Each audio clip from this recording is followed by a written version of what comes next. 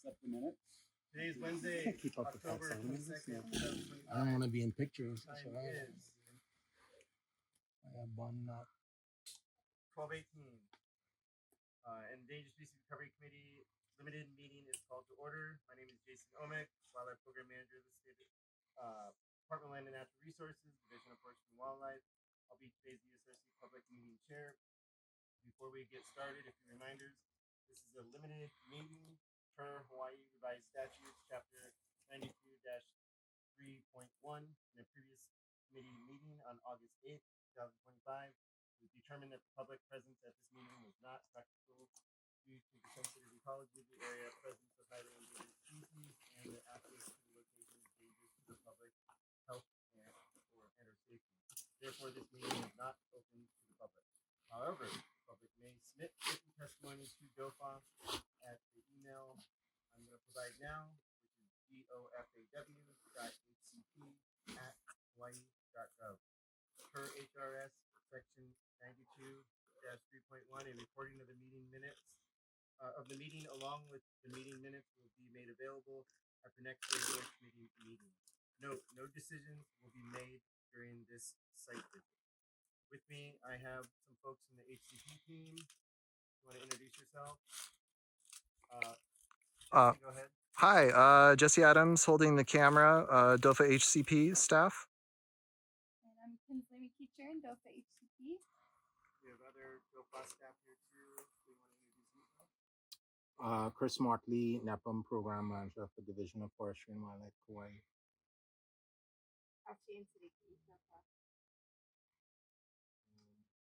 Adam. One more DOFA person. Adam Williams, Forestry and Wildlife, Kauaʻi. Thank you, Adam. Thank you all for being here. Additionally, we have, well, that was the Kauaʻi DOFA staff with the DOFA admin staff. So we're done with that. Committee members, please introduce yourself and see if there's anybody here with you. But we're going to skip that part. So just go ahead and introduce yourself. We'll start with Melissa here.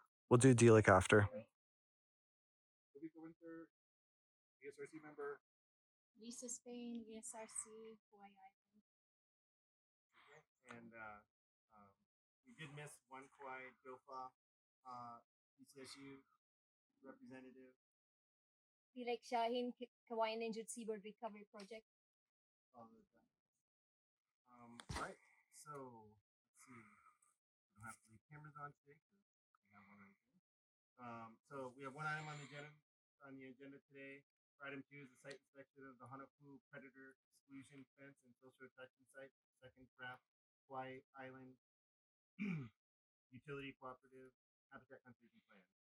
And our final item is adjournment, item 3. So right now we'll hear from presentations from KIUC contractors and DOFA biologists regarding the seabird mitigation and any associated activities. We'll break for lunch after that. And then after that, we'll move on to the seabird colony and predator-proof fence, which we are here at right now. And then we'll go through discussion with the ESRC members. So we'll just leave it at that. And whoever wants to kind of start sharing information, if we want to do a couple things first, we can do that. And then we can start sharing information about from the KIC contractors. You guys need to do anything before we start with KIC contractors? Anybody need to use the washroom or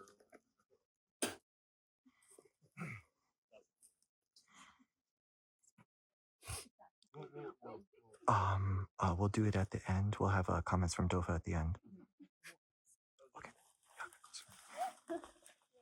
Yeah, I mean, we have different hours. So one thing we could do first is, so this is the predator fence itself, but there is a natural burrow just on there of an AO in your order. I don't know if you guys want to see what that looks like, because that one's actually found in 2013. So this site has been monitored off and on for over a decade. Wow. Do people want to see the Newell's burrow before we head into the site itself? I'd love to see the new. Yeah. Okay. All right, let's do it. Never seen them before, so if anybody else wants to go first, can.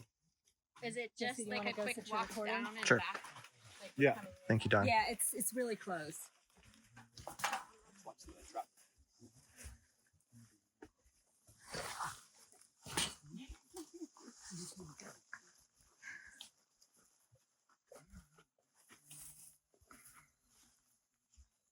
feel like I have a critter cam on. Yeah.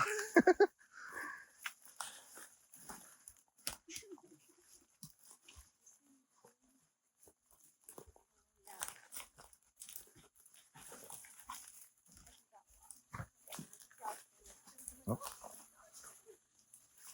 And then Andre, when we're all down here, if you could introduce yourself, please. Thanks. Am I okay if I'm over here? Okay. Yep.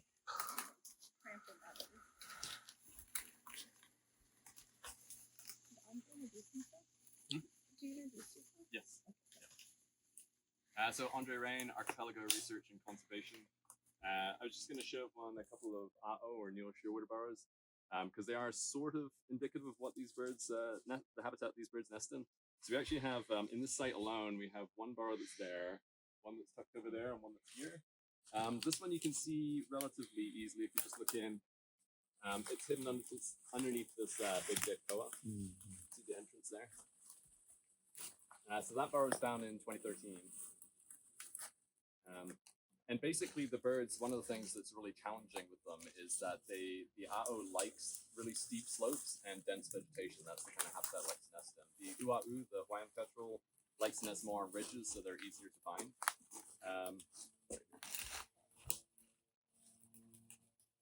And we'll just quickly nip down to this one too. This is an even easier one to see properly, and I think it's a pretty interesting burrow too. Wow.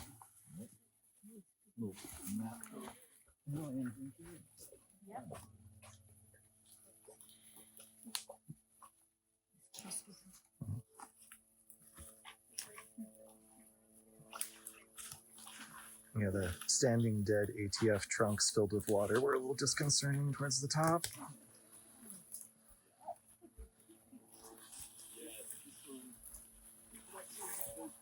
To the right down there, we have one of our monitoring cameras. Yeah, yeah. It is, but of course we're in the end of October, so most of the mules are gone now. They're fledged for the season, so there's not much time. I have to check the date on that one. I think probably that one's going to be pretty reliable. All of the other burrows here are down these kind of slopes. So some of the challenges working with these birds, there's two burrows that are down there on webbing, and then the next ridge is another 4, and the next ridge is another 2. And so when you think about doing a predator-proof fence, which is what we're here for today, the concept of trying to site a predator-proof fence in an area that will protect A'o is a challenge because these birds really like steep slopes. And to be successful with social attraction, you need to mimic the habitat that the birds nest in. So that's why this site was chosen. It's on the edge of this, the big drop-off here. It's got a really nice slope because these birds do not like to take off from flat ground. They find it really hard to take off from flat ground, and they can get stuck behind fences in those kind of scenarios. So what you want is a nice steep slope, and then ideally native habitat, although that's not 100% necessary, but always good to have native habitat in a protected area because that just adds to the overall benefit of the site.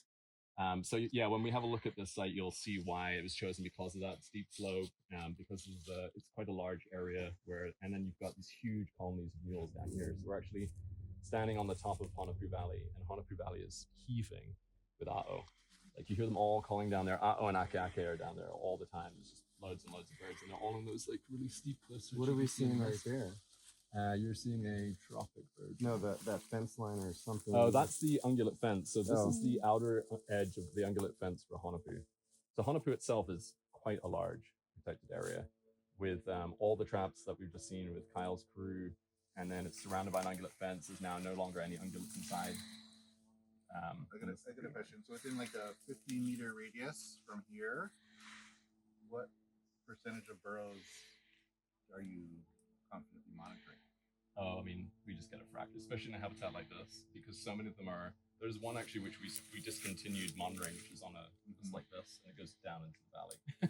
So So, So like, we're- for every burrow you find, you think there are how many others that are? Depends on the site. This site here was heavily impacted in the past by predators because it's it's a lot of cats. Like Kyle was saying, they catch a lot of cats here. Dogs. The only dog we've ever had in a burrow was this one. So we actually had a dog squeeze itself fully on camera, fully into the burrow and come back out again. That was a hunting dog. There was lots and lots of pig activity here as well. So what we would expect now that the ungulate fence is up, all the ungulates out, and there's hefty predator control going on, that we will start seeing an expansion of the population inside the area. And the way that we'll measure that is through acoustic sensors. So we've been running the acoustic sensors for years and years and years now. So we have like the baseline, and we continuing to monitor call rates every year. Then we do auditory surveys where we do multiple surveys here during the peak season, which is June and July for calling. And then we have cameras set up on burrows, and we have a subset of burrows that we're monitoring. So this is a strategy. Okay, so my question, for every burrow that you're monitoring, how many others you think are in this site? So the way that the population estimates, the way we deal with that, because that's like I could say something, anyone could say something, right? Right. So the way that we deal with it is You're an just expert, though. 1,050,000. So the way that we do it is we use a habitat suitability model. So we overlay that on this area to get the suitable habitat. And that's a published habitat suitability model by Jeff Troy. And then on top of that, we overlay our auditory survey polygons, which is the areas where we're getting activity when we do our surveys. And those two overlays is the total area that we consider birds to be breeding within the site. And then we use our nearest neighbor distances for known burrows to create a density. So we create population estimates that way. And that's what we've done for all of the management sites. And this is the youngest site from that perspective. So it's still data. We're still gathering data on that. The other sites have been being surveyed for decades. For the habitat suitability model, for plant species, is that incorporated native versus invasive, or what is It was structure of the forest and the slope aspect, particularly aspect and slope for mules versus Hawaiian petrels. And so this steep slope cuts out, like when you're away from the steep slope and those flats, like further on up, that becomes less suitable habitat. So if this area were to get taken over by Himalayan ginger and strawberry guava, would that affect the model?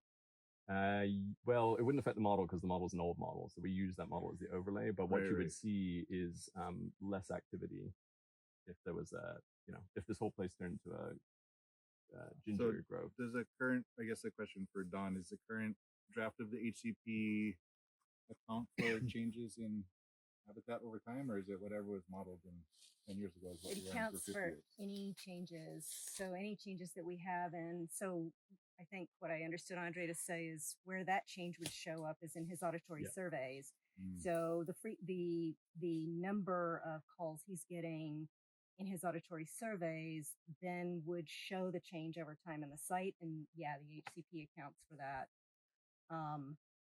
The acoustic sensors are really important because all these sites now have, like most of them have at least, 12 years, at least a decade. And so we can see as time progresses, the change in call rates, and they're always at the same spots and at the same types of units. So it's as standardized as it can get. What's So the density of the there's acoustic space. sensors? We have 10 per site, apart from Limahuli, which is Yeah. 14. They're spaced about 250 meters apart to try to prevent overlap of Yeah. calls. And what we've seen is this steady increase in call rates over time. We did we also linked call rates to burrow density around each acoustic sensor, and there's a strong correlation between the two. So it's indicative, even though probably most of the birds that are calling are probably prospectors, they are linked to the number of birds on the ground because they're attracted to breeders on the ground. And that's just actually why wanna- social attraction works. One more response to your question. The other way that the HCP accounts for a change in the sites, circumstances at the sites, is if any of the data we're collecting indicates that the model assumptions are incorrect, then there's a provision in the HCP where we can revisit that model, work with U.S. Fish and Wildlife and DOFA to reconfigure the assumptions in the model, rerun the model. So Do you know offhand where that is described in the HCP? Or I do anybody? not. I do not know Even offhand a where it's described. chapter? I do not. I'm gonna guess, Kavika, it's in chapter 7, probably, which Yeah. is where that kind of thing is addressed, change circumstances, and Yeah. but I'm gonna stand up I here for a can minute. I will make a note to look that up and Don't go there. get back to you Are on you guys where that's located. I'm sorry. Is your concern adaptive management? When Well- you're asking about the model, or is it about the predictions? Well, my concern is if they run with the model that is static, Mm. and then the habitat changes, but the model doesn't change. Mhm. That seems like Well, the thing that'll change is the polygons, so you'll have less activity. So you've auditory got- surveys. Yeah, from the auditory survey. So it's 2 layers. Hmm. So the original, I mean, you'd have to. It would take a while for this area to change habitat-wise. Although with guava grows quickly, ginger grows quickly. So I mean, but that's something which we're already paying attention to from a monitoring perspective because we're here monitoring all these burrows. So if this started turning to a ginger, we'd be like, hey, KIUC, there's That would a be an ginger- adaptive management trigger. If we saw an expansion of an invasive species, then we should already be on that, managing that invasive species. So if the site were taken over, that means that we missed several steps along the way in the adaptive management. So we are monitoring plants as well as the birds in the site. And I don't want to also assume that the habitat suitability model would never be updated. I can't say that it would or wouldn't be, but if it were updated, that's something else that we would consider and incorporate going forward. I mean, that's just Yeah, written I mean, we into the could create HCP. ultimately at some point create our own because I mean we do have that paper where we looked at hundreds of fuels and wine petrol burrows and got there. We could create a habitat suitability model from that, but as it stands, that model was published in 2017, so not too long ago. And so yeah, I mean, I think because we're all on the ground so much, we're monitoring the burrows as they are. And I think that's another important thing is all these burrows are monitored. They all have cameras on them. In other sites where we have more burrows, there's at least 30 burrows with cameras. So we're getting our reproductive success rates every year as well. And that's our second important metric here to understand if the birds are doing all right. Like if their reproductive success rate starts going down, then we know there's an issue, whether it be predation or plants or other factors that might be impacting them. You mentioned as we were going along the predator control that you're doing outside of the seabird fence. And so can you talk just a little bit more about that and how you're seeing burrows increase in response to the predator control outside of the fence? It's a Kyle question. I can't speak to predator control That would be itself, Kyle. but I can Okay. speak to Who's the. not with that? No. I can speak to the reaction of birds. Mm-hmm. So almost all of these sites are open sites, right? Some of them are surrounded by ungulate. In fact, most of them now have ungulate Thank you, fences Don. around them, but should we cats and go so on, up? some free-flowing rats as well. And so with intensive predator control, that's been is part and parcel of the HCP. We've seen both reproductive success rate increases and call rate increases. So we can tell that the birds are doing better than they did before, much, much better. Mhm. So these sites, like the first site I ever went to was Limahuli in 2011, and the first who I found was dead, and the second one I found was dead, and the third one I found was dead. Same with Pahea, like everything was dead. So it's not to say we don't get predation still, because Right. clearly we do, but the percentages of the low. predation levels are much, much lower. Yeah. Question: If a burrow gets predated, does it get reused? Like, Yeah. it's how long interesting. does it take to get another Kyle, set just bird? introduce So yourself. if a rat or a cat takes out the chick or the egg, a rat egg and chick, cat chick, then they'll just breed the next year. they'll It's just come gonna stop them. If the one of the pair gets taken out, most of the time we see them pairing up the next year, and then they may have a failed year, but they're like busy reforming their pair bond, or they may even just produce a chick. If like a pig, for example, digs up a barn and takes out both adults, that's end of story. But as long as one of those birds is back, it's really rare to have the burrow completely and utterly never used again. And predators will, like it depends on the time of year. So like if early in April, for example, when you get both birds together in their burrow and a cat gets in there, it can pick out both birds straight away. Once you get later and later in the season, then it's normally the chick which is being predated. Yeah. Melissa has a question about predators. Sorry, Melissa, you'll have to No, repeat. I was curious. So he was mentioning the response of the birds and the increase in nesting success and number of birds prospecting and all of that here. We passed through a bunch of area where you guys are running. That was a predator line, right? Yes. Okay. Yep. So, what are the numerical increases in nesting success that you're seeing, or number of burrow increases, or that kind of thing, since you've started applying the predator control? Yeah. So I'm Kyle Pius. I work with HCP Ecosystem Restoration, which is the contractor that implements the predator control portion of the KIUC Habitat Conservation Plan. I do think Andre might be able to speak a little bit to that. Audrey does run those numbers specifically. Anecdotally, we have burrows popping up in trails that we've been working on for close to 10 years now. Newly excavated burrows, so those are obviously new birds popping up. The number of birds over the colonies at night has definitely increased greatly. And one big indication that we see, because we are out on this site, we're out 3 times a week. Pihea, we're out 3 times a week. It used to be that when we ran those lines, we would find depredated birds on them by the handful every single time we went out. We at this point might see a handful of depredated birds over the entire year on a bad year, across all the sites combined. There are some sites where we see no depredations across the year now. I think Andre might be able to speak towards specific increases in reproductive success rates at the burrows. That's what I was thinking. More RS specifically, rates, like back in 2011 compared to Yeah, like you just look at just an example, like North Bog in the first year that we started monitoring that area properly, we had only 25% reproductive success rate. Most of those birds were killed by rats, and now it's hovering around the 68 to 75, depending on the year.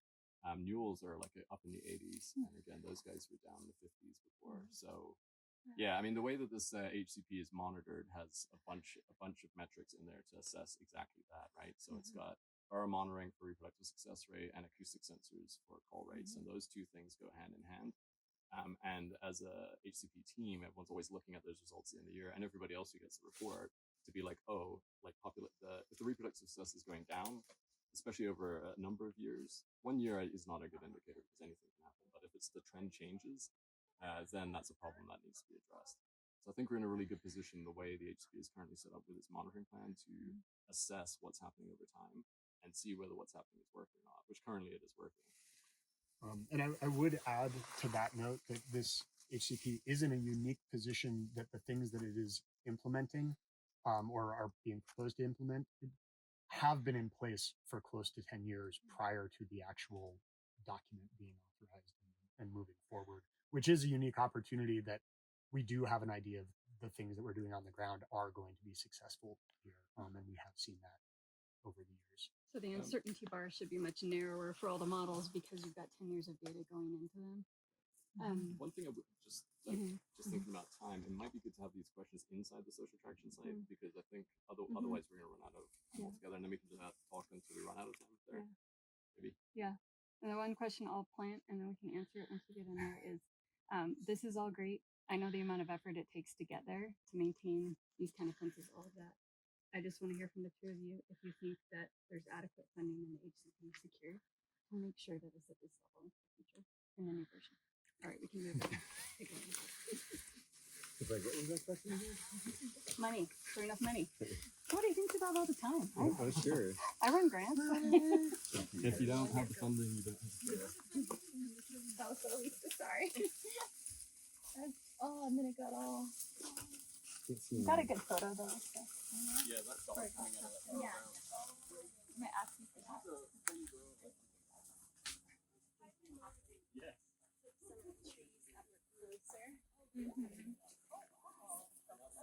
Better than I didn't think. But I guess maybe we're in the fence.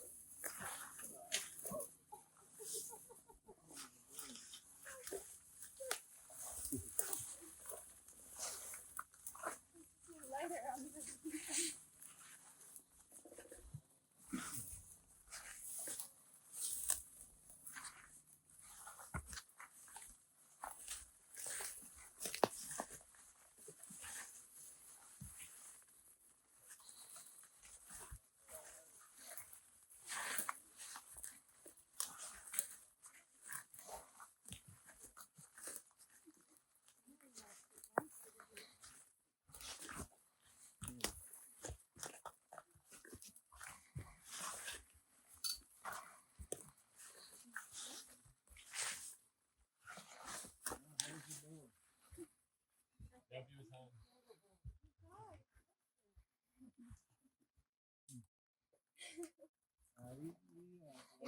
Thanks. Soon enough in your life. The cameraman appreciates it, Kyle. Thank you. I think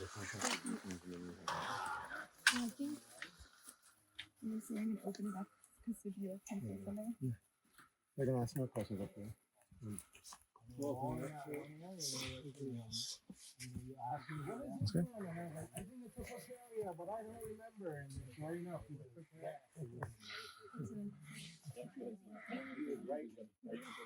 Yeah, we can when we go in, we'll if there's more questions from the ESRC after we're talking, and then we'll let the questions from the ESRC, and then we have staff questions after that.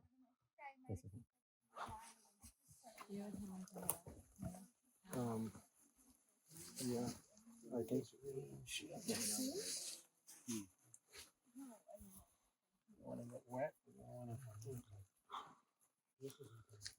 After you, or you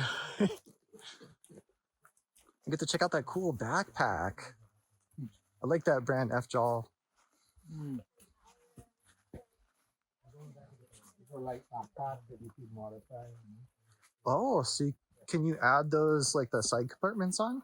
Yeah, it doesn't come with these pockets, but because they put these loops on it, you can increase the volume of the bag. So the bag is like a 30-liter bag, and so each one of these pockets is 5 liters. So essentially, I can have a 50-liter pack. Ooh. Or dumb it down and have, Yeah. 30-liter pack. I don't go into the field as much as I used to.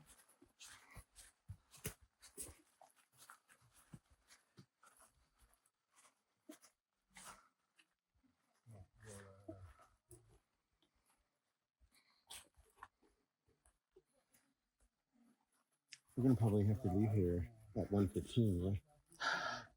Probably, depending on is the way out. If we go out through Kalepa, is it faster than we came in? Yeah. Not sure. So It shouldn't be harder. Gotcha. But it's a little bit faster. Probably depend on our ability to get off, right? Yeah. And I am very fucking slow. Just every time I go back up, I'm just like, what am I doing this again?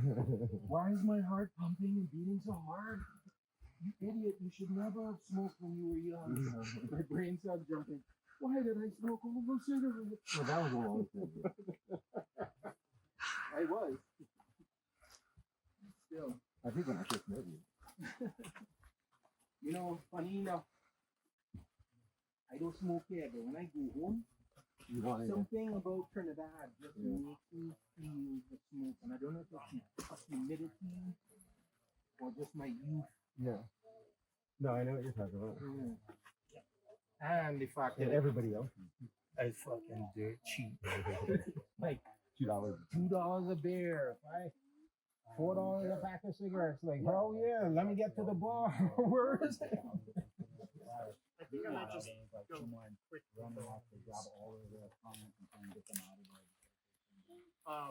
Just quick side, since we are passing them right now. So these are the feral bee swarm traps that we use, and these are to catch swarms as they're moving around the landscape. They're looking for a new place to set up and start building a hive. And it is those situations where they might end up taking over a seabird burrow, which usually results in definitely the loss of breeding of that burrow for the year, but often also results in the death of the adults that are tending to that burrow. These proactively try to remove swarms from the landscape. So they are baited with feral bee pheromones, and we have had a lot of success with these in terms of catching swarms. And this is anecdotal, but since we have implemented these on the landscape, we have not seen a natural seabird burrow get taken over by feral honeybees since the swarm traps have been implemented. And yeah, so they're scattered around colony areas, and here specifically near the social attraction area, because again, the artificial burrows in there do present a a good place for honeybees to go build hives. And so we want to grab swarms. So artificial burrows are inside here. How many?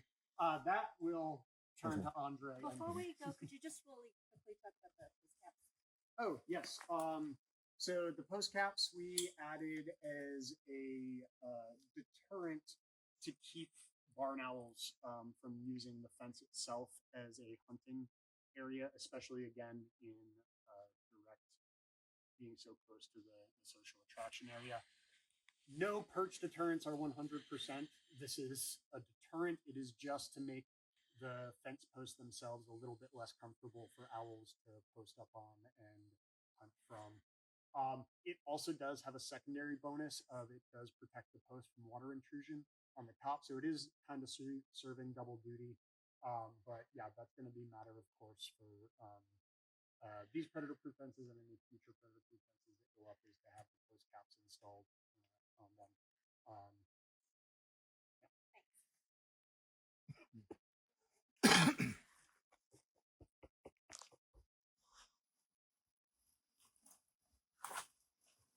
We're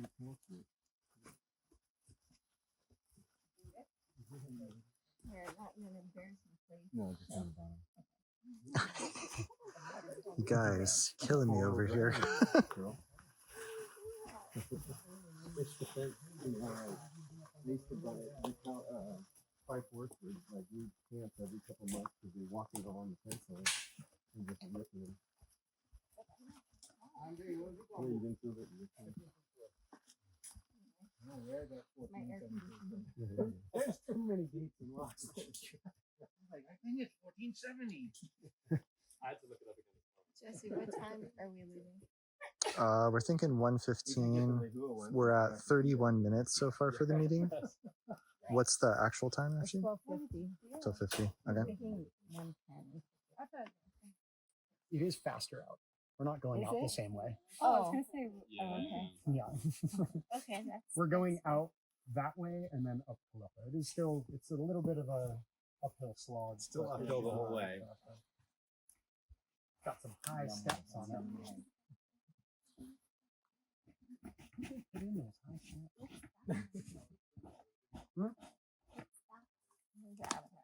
Plant? Wickstromia furcata. Oh, cool. Kauaʻi endemic. Nice.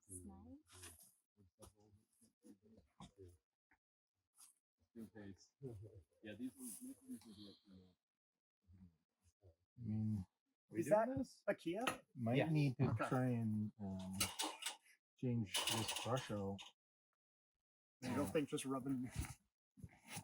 You know, one thing that would be good Gotta for go. you guys to think about is maybe putting a little box here with some free out there. And just so you know, your style.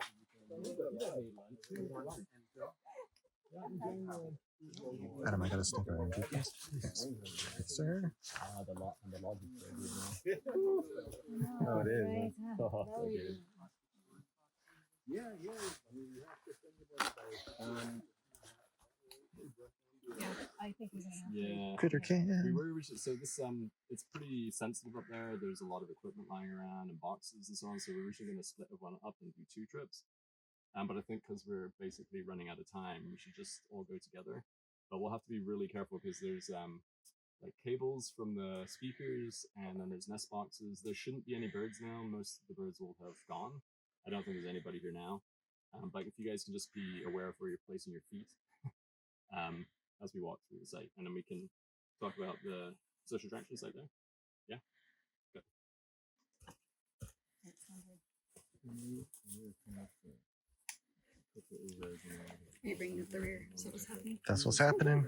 Go for it. The trees are taller than the lines. Why do they still need to have the Yeah. So basically, what we Oh, thanks. Two. Check it on the side of your Oh. Right. So even Uh-huh. down or fly like this, Uh-huh. so even if these are, we can make it work, but it doesn't, just because things It doesn't really move it. It's not altered. Yeah. Well, it can be. It depends on the location and the flight pattern, but sometimes Mhm. Yeah. it really is very specific to the location. Okay. Yeah. I mean, just the side of the island where the birds are coming in. Yeah. I mean, mainly. Yeah. So I can see that. Well, around the corner, mainly. Over here. Yeah. Okay. With Holly. Yeah. Okay. But we have the same question here. Model results and strikes. Why Like, are we doing this? yeah. But that's fine.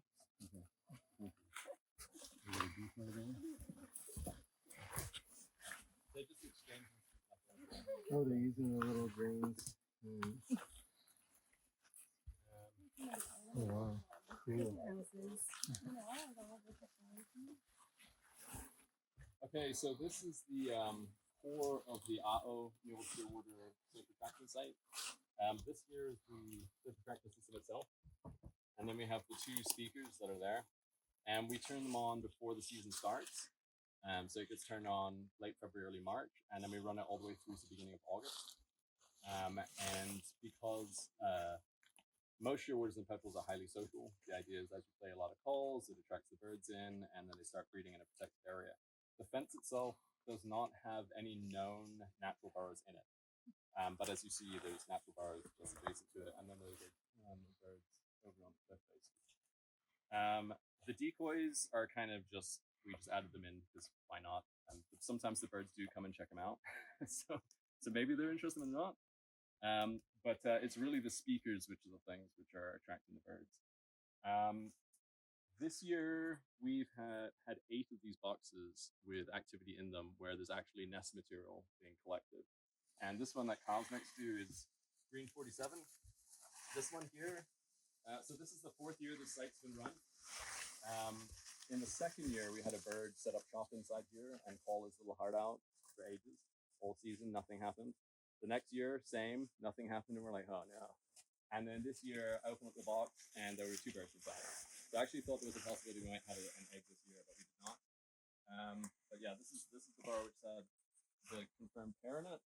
But this one, that one over there, and 2 down there, 8 in total have had nest material inside them.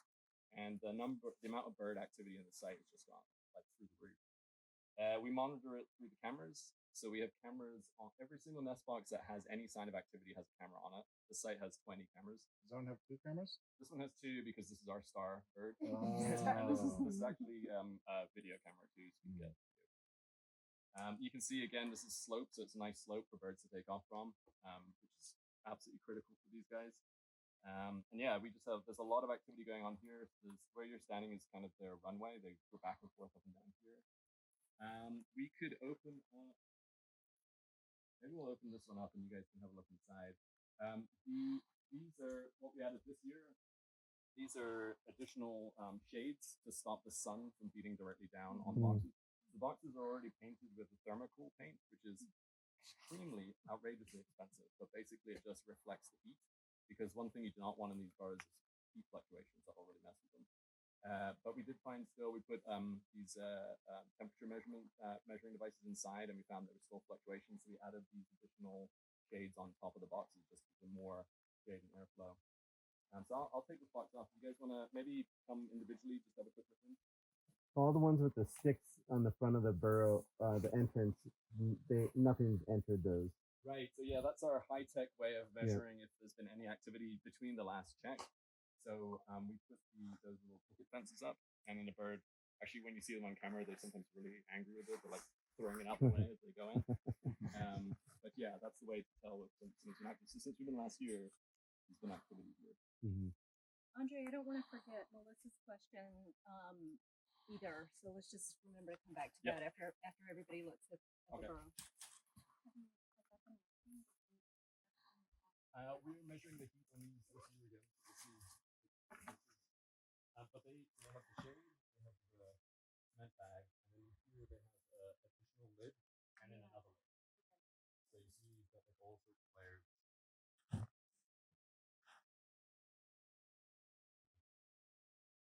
This is all the cones.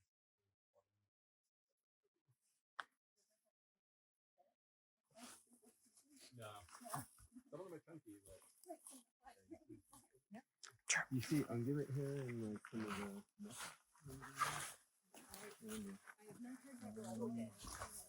You see that? Do they ever dig their own burrow next to these guys? In Kilauea, we've seen birds going in and then tunneling underneath the box and creating their own burrow underneath the box. But at Pauakea, there's a bunch of natural burrows that have been dug since the start of social traction, and then some birds are using boxes. So Adjacent to each other. yeah. Yeah, and that is like Nostalgia. I think that's just the individual bird, whether it ends up liking these or wants to make its own. Anyone else? Seal it up. Here, yeah. Seal it up. That's a lot of layers. Yeah, and each one has an air pocket between it as an added layer of installation. So the idea is to stop any fluctuations at all. Yeah, because they're not very deep. Yeah. This is about half buried. We try to bury them as deep as we can. The ground here, there's a lot of roots. So. But what you don't want is them sitting on the surface. And you'll see also they've got the they don't have a bottom, so that like water doesn't accumulate. And also the birds, if they want to, they do like digging and creating more of a depression in there.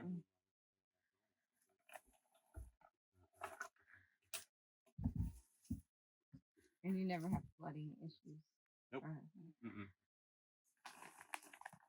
Yeah, that's another important facet of making sure the ground's sloped is to prevent flooding too. Yeah, so the only wet spot in this fence is almost by the door where we came in. Everything else is really well draining in here. And again, it's because the whole fence is almost situated on a ridge top. So you do get slope both from south to north, but also from side to side within the fence. And the other drainage facet in here is everything's got sand in them. So we dug out and put sand in the bottom. So the sand also allows the water to percolate. And you can see this bird's been kicking it all out. After all that effort. But yeah, this year everything is proceeding according to plan. Like the first year we had a little bit of activity, the next year we had more, then the year after we had even more, and now it's like exploding. There's so many boxes have activity inside them. All AO on the site, yeah. We do have a second area down there, which I don't think we have time to go to, but it's the Ake Ake social attraction site. So it's the exact same setup. It's just the boxes are about half the size because it's a much smaller bird. And there we had a lot of Ake Ake activity this year, which I was like, I desperately want to have an Ake Ake in a box. And this guy was back and forth for weeks and weeks. So we'll see. It works. What you guys were looking at? That never came off. No, Oh, we had like a perfume company that was gonna like make the Ake smell from we were gonna take the scent off the birds, and then they had these professional noses who like to see if it's the same smell and all this kind of stuff, and then it didn't happen ultimately. But storm petrel's scent is supposed to be a really good thing for stormies.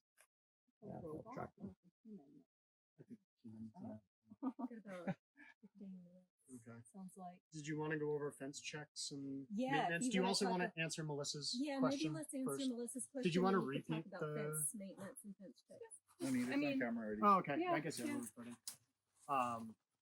Yeah. So I would say, the level of funding we have now is adequate to successfully control predators at these sites. Obviously, we're talking about a 50-year span, and so I think, rising costs. Even this year, we've had issues with tariffs and such increasing costs of traps. However, KIUC has been responsive to our budget submissions that account for that. And the other thing that I think really makes me feel comfortable going forward is the, in my opinion, rather robust adaptive management feedback loops that are built in to the HCP. So if something new was to show up or something happened where what we're doing now ends up not being as successful as it currently is, those mechanisms for adaptive management that are built into the document make me feel good that we will be able to, if we need a funding increase because a new predator shows up or let's say rodents become, the bait we're using for rodents becomes less effective, that we would be able to undertake actions that account for those in a way that still allows us to be effective. And so, yeah, I would say yes to your question. So yeah, okay. So I heard you say clearly that there's enough money to do what you need to do now, and they've been willing to increase the budget now. We've had come up over and over. I've sat on the committee long enough that we see the annual reports and you go, oh, wasn't this in it? Oh no, it's not in the HCP. Sorry. And so I'm just, I think very clearly my question is, or sorry, to be more clear, my question is, do you see the adequate funding written into the HCP? Into the, because that's the only thing you can count on, that we can count on in the future, is what's actually written in the HCP. Yes, that section of the HCP I do feel is adequate. Yeah, and I think also kind of what Kyle was talking about earlier, in that the system's been running on for so long now that we know what these things cost, and as of right now, and what it takes to do the work, and that is all built into the HCP as the budgets for seabird monitoring, predator control. So I think as it currently stands, it's built in, and it's built in based on like hard facts, like how much does it cost to do this stuff? We know how much it costs. Part of the concern, at least it's been expressed, is inflation and 30 years down the road on a 50-year permit. Well, the funding commitment is pretty clear in that the funding commitment is whatever it costs to meet the metrics. That is the funding commitment in the HCP as it's written now.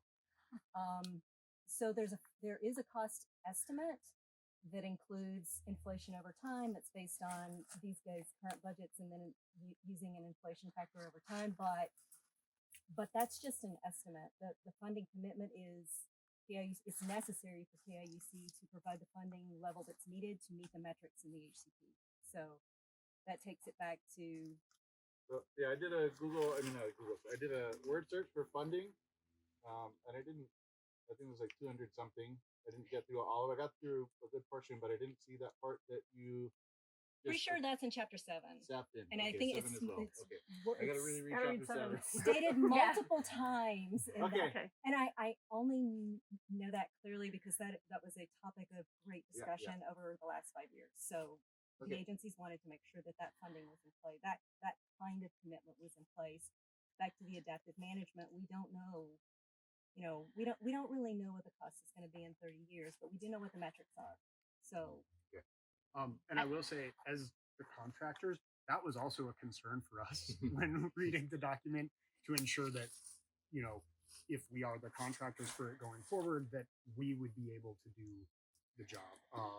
And so, yes, we were paying attention to that section. Ask a question for the contractors and KIUC, because I actually don't know if it's written in, but succession planning, because there's such rich personalities that have been involved with this project for so long, that if you were to depart for whatever reason, what is, like, if you packed up and moved or whatever, what is the plan? Because the learning curve of someone coming in behind you would be so steep that ensuring that, this is a 50-year permit, what does that look like realistically over time? Yeah, I mean, that's definitely a concern that we would have begin with. And so we've been pretty heavily involved in helping to write the HCP, and particularly those elements. And it's very baked in as to what the methodologies are and how the work is carried out, and how you do the measurements, how you do the analysis. We made sure that all that is in there, so that, I mean, we will certainly be intending to apply for contracts for this project. I'm sure both of us, those organizations, but that is very clearly laid out within the HCP itself, that you have to do this, you have to do this number of trips, you have to do it this way, these are the number of cameras that go out, this is how that data is analyzed, this is how, like, you do a burrow check, these are what the outcomes of the burrow checks are, and so on. Are we training enough biologists behind you that can fill the shoes? And that's like, I'm looking at teams that you're training. Yeah. I mean, we have 14 people a year that we train. Kyle has a massive team too. Yeah, we're at 14 right now. I will say, also on staff for us, over half our staff are born and raised Kauaʻi. They have family here. They have deep connections to the place, to the land. I think that is also, just a benefit of these projects too. But and a lot of them are young. We have young people from Kauaʻi who are deeply invested and engaged in these projects. Obviously hard to plan for 50 years, but Right. I certainly am hopeful Great. for that. Also, when you go to HCC, there's a lot of young Yeah. people who are there, interested, engaged. It's just having the right people. I think for I think you KIUC, said it yourself right there. Hard to plan for 50 years. I think for KIUC, it's they're incentivized to work with these guys to continue the training and think long term because we wouldn't be able to meet the metrics if we brought people in who didn't know what they were doing. So I think there's a built-in incentive for KIUC to support like Kyle's staff with hiring locally. There's an incentive to keep people coming in and keep people training up. It really is hard to know what's going to happen in 30 years, but they'll need people who know what they're doing to do the program long term. Just to clarify, you said 30 years? 50. Oh, okay. 50 years. I was just using 30 like as a benchmark. Oh, okay. I It's mean, 50 on the yeah. like. Does staff have any questions? Dilek, did you have a question for contractors? Well, I had when we were talking. I'll go back to when we were talking about the density of the nests on the landscape. I think Dan was talking about we will be able to update the metrics if data will be collected. I just wanted clarification. Is it Not like the metrics, the models. Model. Not the metrics. My understanding is that the metrics are sort of they're where the rubber meets the road. Updating metrics is actually an amendment, is my understanding. Yeah, that's what I wanted to clarify. Updating the models and the assumptions that go into the models is what we would be responsible for, basically responding to new data as it comes in. Right. Just wanted to clarify, does KIUC have a plan to, all these data being collected? Obviously, this data is going to result with some learning. I don't know if there's a tangible plan to, for example, in 10 years, we're trying to look at all these assumptions going into the model and then see with the data we have, what if we need to update them and what we can do. We're essentially revisiting those assumptions every single year when we get data. I mean, if data comes in, let me back up for a second. Andre mentioned this earlier. A year of data may or may not, mean a change. Yeah. So we're really looking at trends. So 4 or 5 year trends. But if we're seeing a pattern in 2 or 3 years happen, consistent pattern, we're already on it. So it's not a 10-year or a 5-year plan necessarily. It's just built into the yearly review process when we get data. Is this data telling us that, is this data indicating we may have a problem with our assumptions or something new is happening here? We would want to see that same data over a few years to know yes or no. But I mean, basically every year we all sit down and pour through the data. You go, do we have a problem or not? Model. Okay. Yeah. Yeah. So, and the strike model actually gets updated every single year. Some of these models get updated every single year regardless. They just get updated. That's built into the program. Others, it would be a response to a change in data that we're seeing. Your barn owl control out here, have you done that to a certain extent to where you're not seeing many of them anymore, or?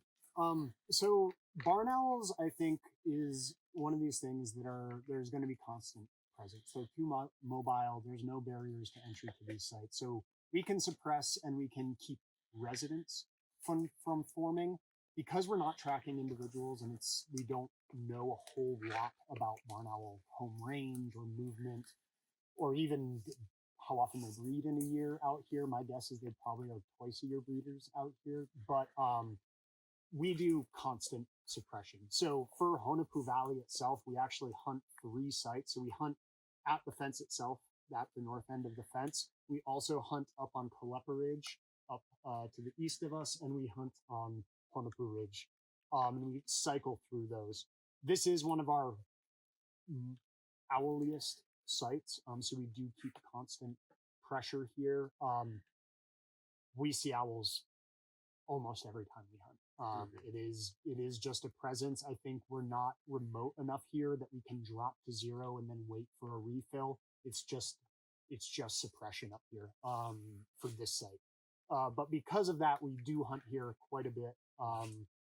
And we actually do have good success hunting here. The landscape and the weather here lends itself well to They the do barn owl somewhat hunting. have their own little territories, and yeah, maybe we don't know what they are, but yeah, I mean, if you control a certain amount in this territory over here, yeah, it might fill in later with other owls, but at least there's a time where there's no pressure. And yeah, I was just wondering, through your collecting data and hunting, have you seen some times of the year that it's a little bit lower and a little bit higher? And stuff Yeah, like there's definitely, it looks to us like there's two peaks.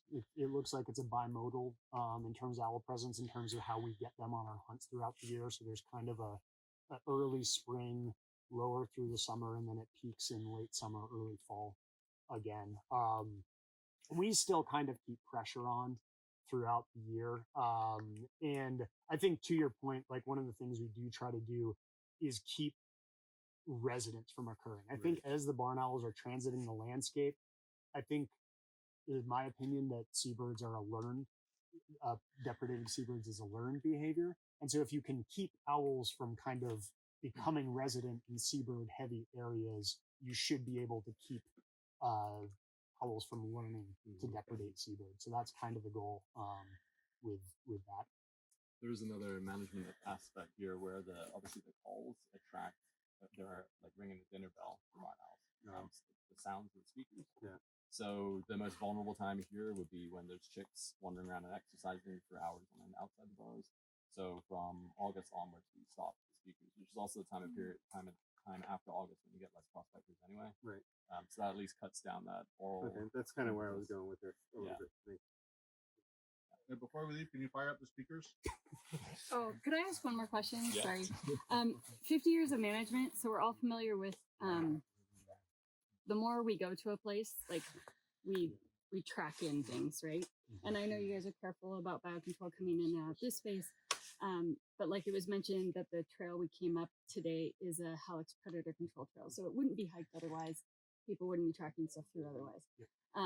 50 years of walking that trail can drag in a lot of weeds. Yeah. And the guys mentioned that there's at least, 18 pet species on the trail we walked today in this area? Team. The fenced area includes 18 endangered. Yeah, uplands. We saw, I mean, I was in the back. We walked past like 6 or 7 endangered tree shrubs along. Thank you. So my question is, is there capacity to have folks on your team specialize in monitoring those so that you're able to provide data?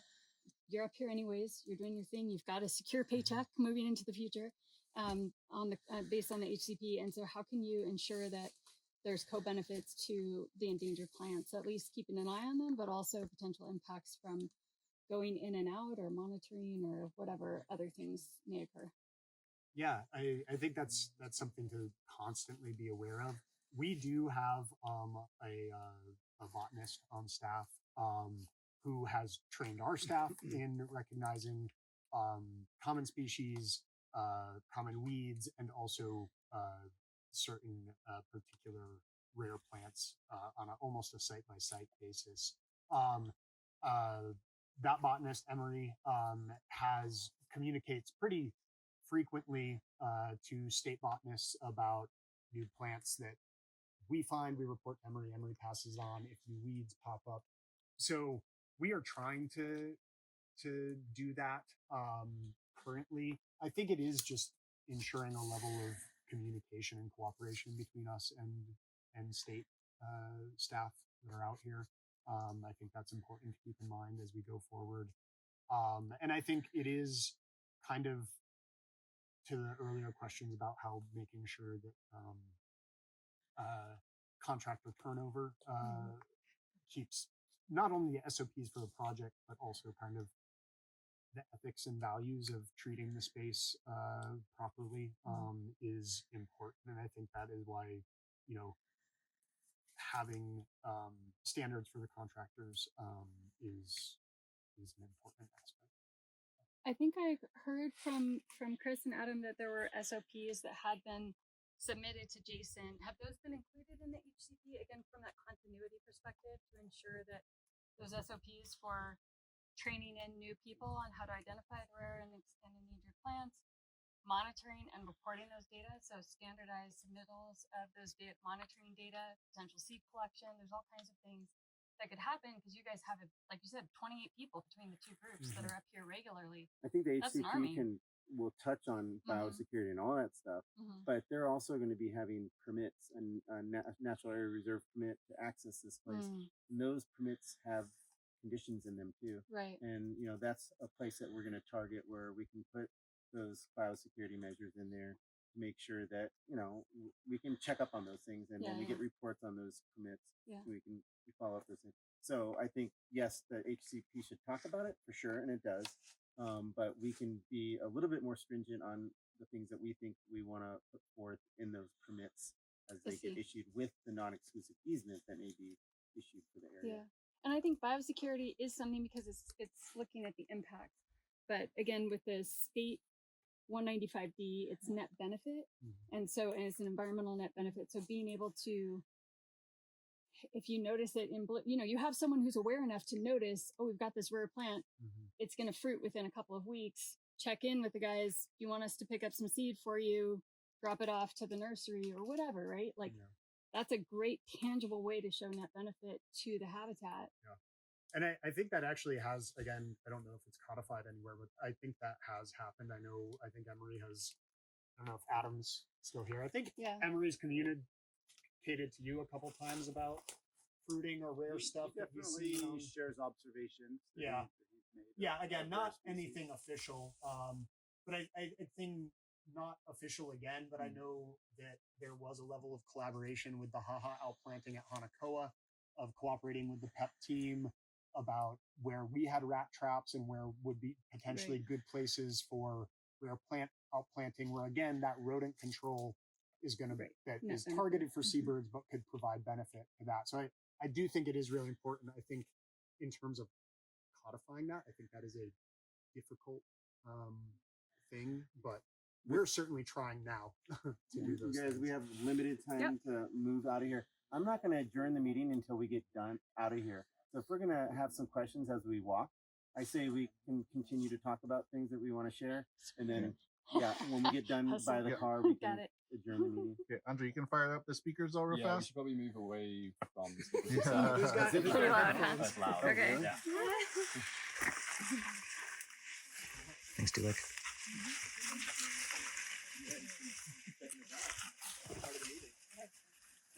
What's the next up?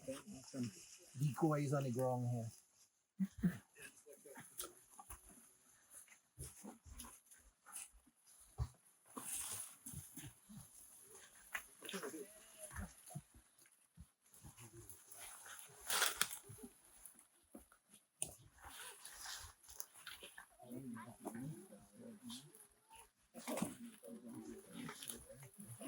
It's the Elapire you mentioned, Chris. It's the Elapire you mentioned just now. Yeah, we've been hearing it for a while. Oh, he's right there. He's right there. Oh wow.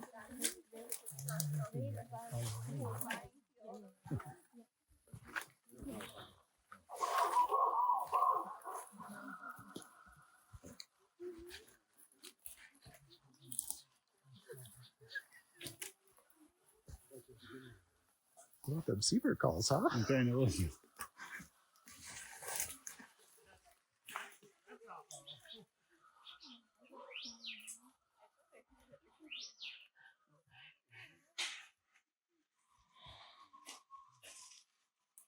It's a lot of birds.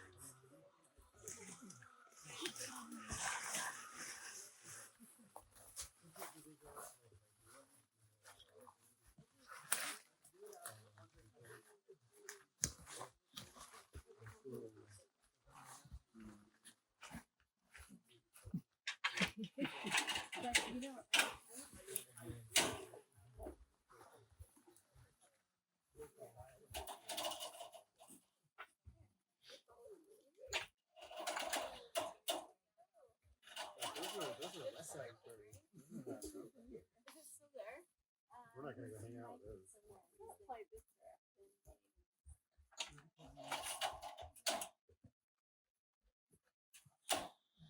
They're low in the trees in Kauaʻi. Oh yeah? Yeah, well, you'll be walking on the trail and you'll see them right off your shoulder. Oh. Yeah. I was in the Yalaka one day. I was like, You're just stepping doing across hills, the river, Mika. and I took a below, picture. right in front of me. I looked down and the ocean. I had on my foot. Wait, I can was you like, see okay, it? No. this is like crazy. Yeah. They're just that not nervous. Is Andre the Well, last there one? he was sitting on the rock. Yeah. Like, If you get locked in, it is hard to get out. Four, six, nine. Because you got locked in. Oh, Chris, sorry. I was still And you don't have service here, so you can't do that. There's a couple places where a stump you could ostensibly throw yourself Maybe you out. I play think the Chris and Adam might still be inside. Was that? No, Chris and Adam already left. They're yep, they walked. Okay, so D-Luck is off. everybody's out. everybody's out. don't want to leave Is that right? anybody 'Cause in I'm there. walking. Get back. Why is there only 12? Yeah, we had 13. Oh, Asheen. Oh no. Right here. Oh, D-Leg. I'm right here. Oh yeah, D-Luck. D-Luck's already up there. Sure, he left. Yep. Well, on the permits that we issue, the permits that we issue, right, the report is due every year. All right. Did you want to go over fence checks while we walk? Yeah, yeah. You Sure. can chat on about it. Not to you guys. You all know about it. Yeah, tell us more, Kyle. So Actually, that's maybe what. you should go in front. Yeah. So that's what I've been doing the entire time. Huh? Oh, okay. Cool. I just get shut in the front.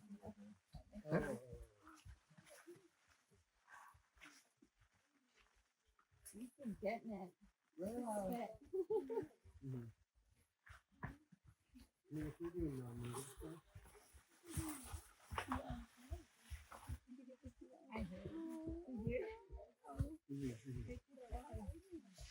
Go Vika.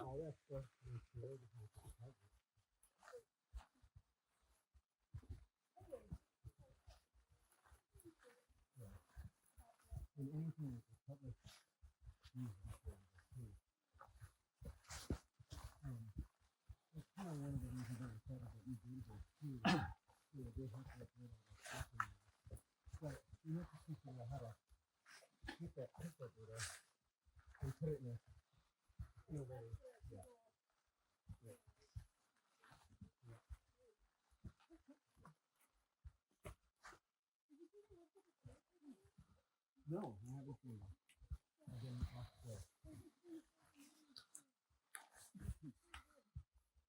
Oh, sorry, Asheen, I grabbed it too. We all Have that. Have that. realized we were filming that.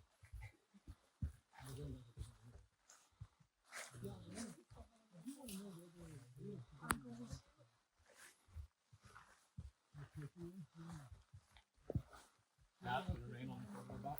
Yep.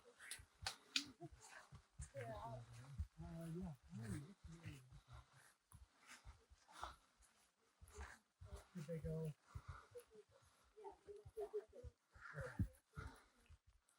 They left us. We've been abandoned. We're doing Kalepo? Okay, that's cat food. Yeah. Just in case. Oh, is it cat thing? Yeah. I thought you were gonna say. Chris and then went this way. Yeah. That's what we're gonna do, right? Adam said he had Yeah. to dip out. What's that? Adam said he had to kind of dip out early, so I don't know if that's what they just did or. Probably. Yep. Because they're riding together too, so. There you go. Does somebody know the way? So yeah, we gotta go.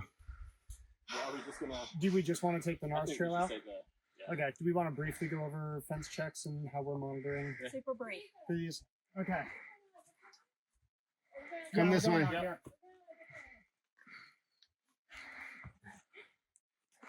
I'll wait till Kavika gets back up. But yeah.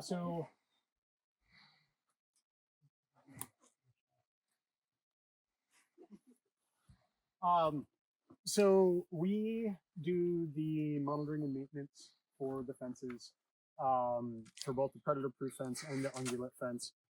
The predator-proof fence in particular requires a high level of monitoring, maintenance, and management, both the structure itself, but also we're under canopy here, which leads to quite a few opportunities.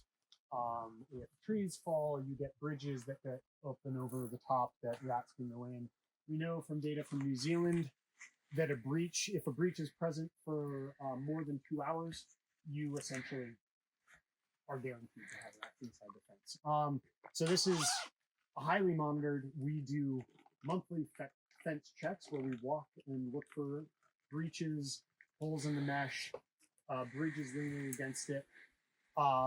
Usually in those checks, we are also doing maintenance and looking for preventative. If we are starting to see anything overgrow or anything dead that looks like it could potentially fall and create a bridge or damage the fence, we are taking that out.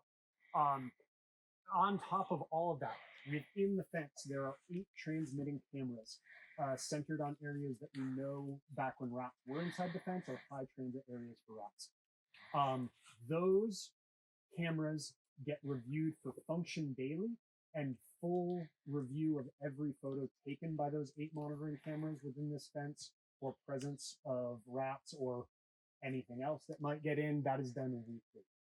So we would be able to respond to an incursion by a predator within a fairly short amount of time.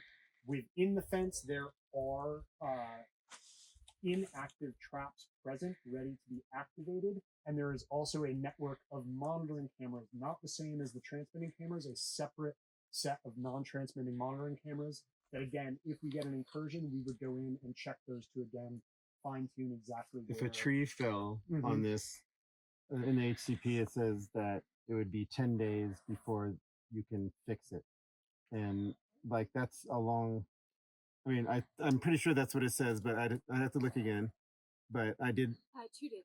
2 days? I don't think 2 it's days 10 for days. fence, it says 2 days for fence repair. 2 days for fence repair. Is this a fence or is this is a predator-proof fence? I didn't know if they were talking about ungulate fence. So the reason why it's 2 days is because, well, a couple things.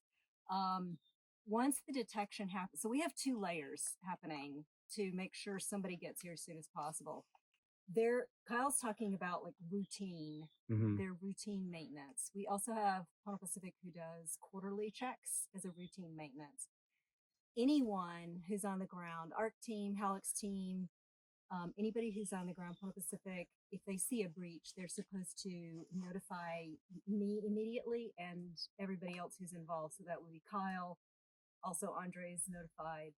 And we get a team here as soon as possible. Our goal is to have somebody the same day the breach is detected, but sometimes weather or other situations, we can't get people here immediately. So we gave ourselves a little bit of a window. We have had situations actually where we had to pull Honopū Pacific off of another job. And it took them a while to get here. Okay, well, that's good. HALEX is our kind of our backup in that situation. If we can't get Honopū Pacific here, HALEX is they're here on island, they can respond. But yeah, we also have so there is an LZ at the north end of the fence. We can set down, bring extra equipment, machinery in. It was up to 30 days in a stochastic event that they could respond. Stochastic event, so storm, yeah. It was up to 30 days. And say replace a section of hood.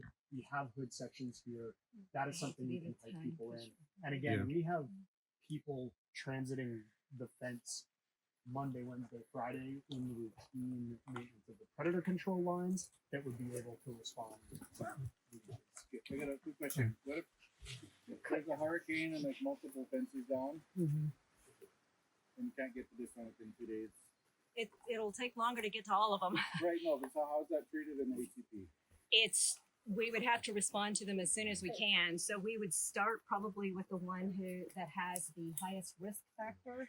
Like Andre and Kyle and I would have to get together and decide which fence gets tackled first, and then we would just go. We would probably split crews, HALEX on one fence, Honopū Pacific on another. We should move and talk. Okay. Yeah, and I would say to that too, Kavika, is because that 2 hours, almost no breach is going to happen unless we see it happen. and like are able to pull it off right away or fix it right away. Almost no breach is going to happen where we don't also institute a full re-eradication response, which is budgeted for and accounted for in our scope of work. So if that would happen, we would repair it as can and start re-eradicating multiple fences at the same time.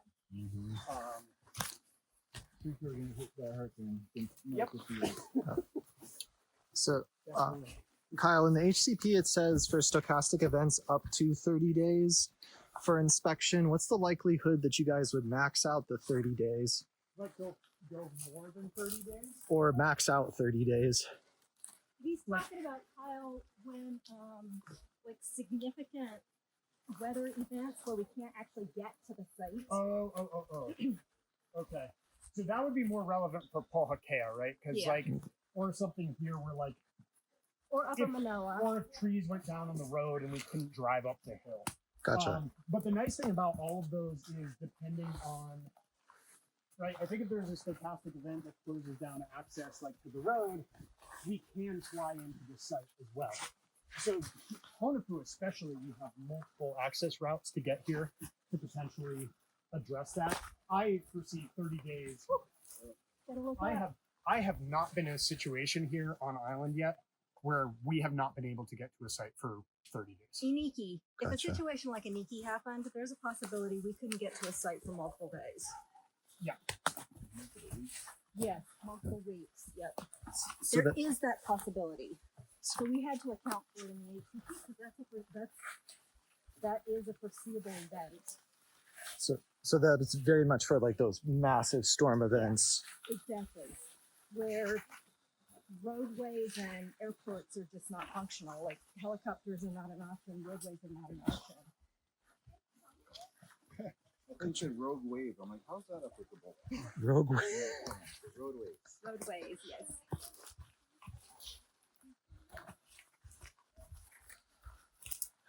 Oh my god. Oh my goodness. Shoot. Any other questions? Otherwise, Jason's working hard there. There's a little- anybody? Yeah, any? Motion to adjourn? Thank you for coming. This is Yeah. easy. Dedicating a day to slogging through the woods and bushes. Our pleasure. And mud. Thank you. Motion to Yeah, adjourn. motion to adjourn. No. Hold on. Quick comment. I want to be reflecting the minutes that I appreciate all the hard work that GoFa staff is doing up here and Art. And it looks and it's super amazing to see our forest stewarded in such a amazing way. So just thank you from me. And with that, make a motion to adjourn. Second. Okay. ESRC meeting adjourned today, 2:16 p.m. All power.